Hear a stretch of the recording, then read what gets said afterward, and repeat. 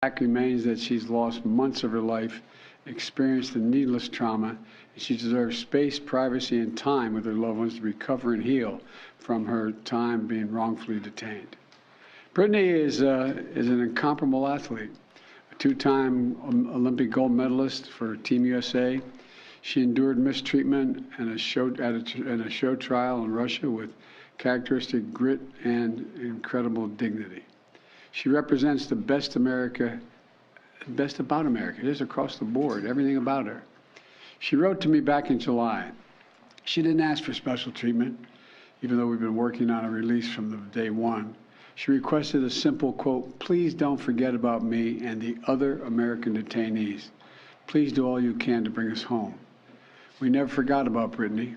We've not forgotten about Paul Whelan, who's been unjustly detained in Russia for years. This was not a choice of which American to bring home. We brought home Trevor Reed when we had a chance early this year. Sadly, for totally illegitimate reasons, Russia is treating Paul's case differently than Brittney's. And while we have not yet succeeded in securing Paul's release, we are not giving up. We will never give up. We remain in close touch with Paul's family, the Whelan family, and my thoughts and prayers are with them today. They have to have such mixed emotions today. And we'll keep negotiating in good faith for Paul's release. I guarantee that. I say that to the family. I guarantee you. And I urge Russia to do the same to ensure that Paul's health and humane treatment maintained until we are able to bring him home. I don't want any American to sit wrongfully detained and one extra day if we can bring that person home. My administration has now brought home dozens of Americans who were wrongfully detained or held hostage abroad, many of whom had been held since before I took office. And today we also remember the other Americans that are being held hostage and wrongfully detained in Russia or anywhere else in the world.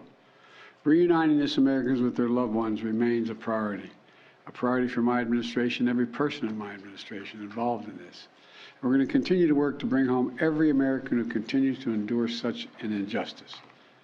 We also want to prevent any more American families from suffering this pain and separation.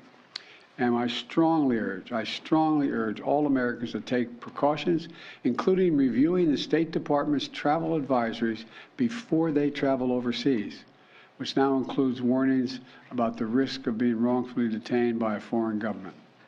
Make no mistake about it, this work is not easy. Negotiations are always difficult. There are never any guarantees. But it's my job as President of the United States to make the hard calls and protect American citizens everywhere in the world, anywhere in the world. And I'm proud that today we have made one more family whole again. So welcome home, Brittney. And now I'd like to invite Sherelle to say a few words to you all. Of course, she's not excited at all about this. Sherelle, it's all yours, kiddo. Congratulations again. Thank you.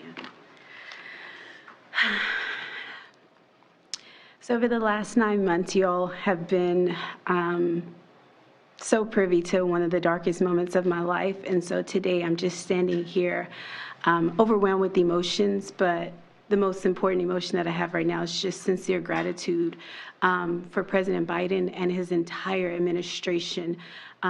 He just mentioned this work is not easy, and it has not been. There's been so many hands involved, and so I'd like to take a moment to just specifically mention a few.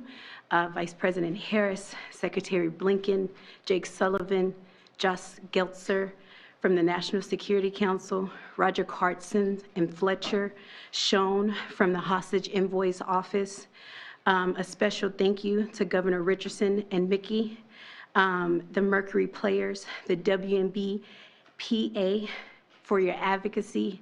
And also, you guys may not know this, but my family has been tremendously supported by the Wasserman Agency. BG's agent, Lindsay Colas, has just been amazing for me and my family throughout this process. So today my family is whole, but as you all are aware, there's so many other families who are not whole. And so BG's not here to say this, but I will gladly speak on her behalf and say that BG and I will remain committed to the work of getting every American home, including Paul, whose family is in our hearts today. As we celebrate BG being home, we do understand that there are still people out here who are enduring what I endured the last 9 months of missing tremendously their loved ones. So thank you, everybody, for your support.